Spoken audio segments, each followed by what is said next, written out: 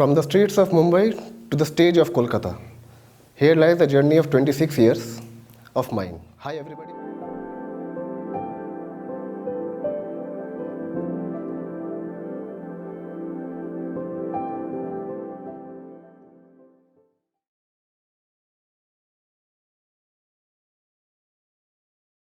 From the streets of Mumbai to the stage of Kolkata, here lies the journey of 26 years of mine. Hi everybody, my name is Abhishek Kundu.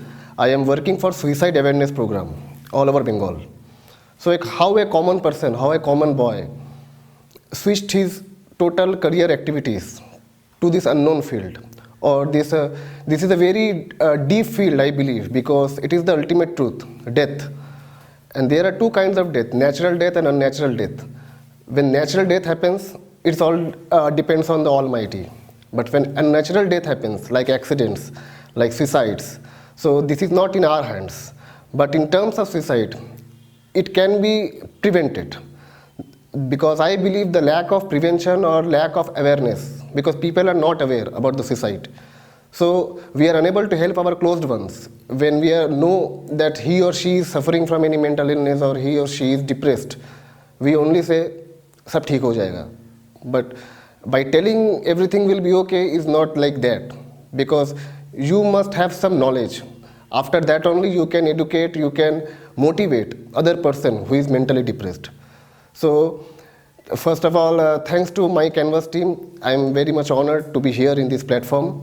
And in terms of my journey, because today I am here to share my life journey, how I became a suicide prevention coach, or I am working on suicide prevention programs. So 26 years back, I was a normal boy. I was going down to school with my mom, and on the way she had suffered brain stroke, and she collapsed on the road. The time was approx 11 a.m. Till 3:45, there was no help. She was lying on the road, and I was the only boy. So after 3.5 hours, my dad came down from office and admitted her to the hospital. At that time, I was in class 4 in the year of 1994. So I was hearing everything, but not listening, because I was not aware of these terms like coma, brain hemorrhage, anything. So the time passed, and due to that trauma, I lost my voice totally. So my father consulted with some doctors all over Maharashtra, all over Mumbai, because our native place was at that time was Ulhasnagar in Maharashtra. So doctor told that he is unable to talk because due to a trauma, severe trauma, his vocal cord has been affected. So if he can talk, that's a miracle. So what happened, mom got discharged and she was on home only. And I was continuing my school like speechless, because I was unable to utter any word. So as we were living in a rented property, at that time there was a trend, like if you are living in a rented property, if any person dies in that room cannot be rented thereafter. The landlord cannot rent that room, because people will not stay in that room. So there were different kind of external pressures to leave the place. At that time, my dad decided to come down to Kolkata, as we have all our relatives in Kolkata.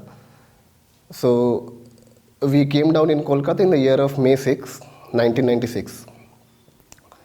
Suddenly one day I found I started speaking. I started uttering words, but it was very hard for me to utter my name also. We found that I have a severe speech problem. So as you know, in every point of life, at every moment of life, communication is must, whether it is school or college or employment. So what happened in school when I joined, due to my speech problems, my classmates started bullying me in different kinds of bullying.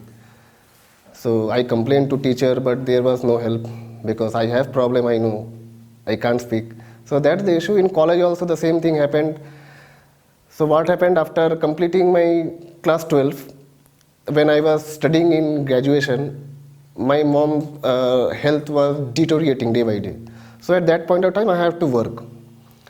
So there were two minus points, because at that time I was undergraduate, and the second point was I have a communication problem, because there was a huge speech disorder. So I attended different interviews, but due to communication problem and due to this undergraduate part, I didn't got any kind of good opportunities. So I worked in the local organizations like local companies, startups. So as the days passed, my mom passed away in the year of 2010 and my dad passed in the year of 2014. When my dad passed away, it was like a shock. What shock that I realized I was the head of a family and I was accompanied by my younger sister. So as a head of the family is a very huge burden or huge responsibility at that one point of time. And I was not that much mature. I was in my world because from the childhood, lots of bullying, lots of people avoided, people teased me. So there was a mental blockage, or you may think there was a repeatedly hammering from the external resources. So it was very hard for it's a kind of a handicap. It's very hard for a handicapped person who cannot speak his name also, not a single sentence. So it was very hard for a person to join any good job. So what happened when I joined any company due to this bullying, teasing, and when I was in sales, I have the fear to communicate with the clients, to different business owners, because I know I can't talk, and that was the fear. So I got scolded from my manager. So I did one thing, I kept changing companies. So after 6 years or after 7 years, I found that the employers, my next employers, the person who is interviewing me, everyone is saying that you are a job hopper. I told them the reason, what is the reason, but in practical world, it doesn't make sense any actually. So after that, I thought one day, I have lost this, I have lost that. I lost my childhood, I lost my mom, I lost my father, I lost my job, everything I lost. But the thing is that by crying or by thinking about the past will not change anything. And another important thing is that that a person who has a major speech disorder, means he cannot communicate with anyone, it is very hard for him to survive either in education level, in school, colleges, or in offices. So I had faced all those things, and after that I thought I will because after having lots of pressure, lots of burden, losing my mother and father, so I was a kind of a depressed person. But I finally thought that medication didn't help me, but it has increased my problem. So if I am not helping myself, nothing will help me. So one day I was sleeping in my home in the afternoon. Suddenly I thought that when I needed any help, either in childhood, in college days, in school days, or in office days, it was very hard for me to share, because what happened, if you are suffering from any mental illness, you will feel guilt, you will feel shame. You cannot share your feelings to anyone because you will feel that what will people say me? People will presume me that I am acting, or I am doing something that will create any attention. I am seeking for any attention from my friends or anything. So one of the main cause of depression is overthinking. When we are overthinking anything, be it in a business, be it in a relation, or be it in a job. If I am going for an interview, for an example, if I am overthinking that what will happen in the interview, if he asks this, I will answer this, if he asks this, I will answer this. But when I am actually attending the interview, I see that it is a 3 minutes interview, and the questions which I had planned or which I had overthinked, that didn't he asked. He just asked some simple questions, but I was so much overthink that I became nervous while answering those simple questions. So I was rejected. So this is the main thing. Another thing which affected me to overcome, that is why factor, because people are born for a cause.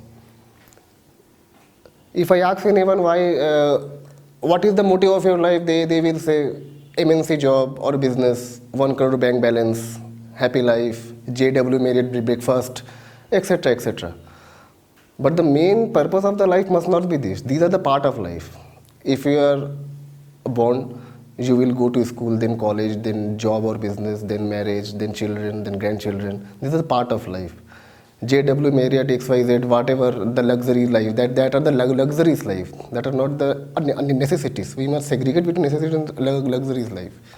But the thing is that the main purpose of life must be, your life must help others who are in need. You must serve the society.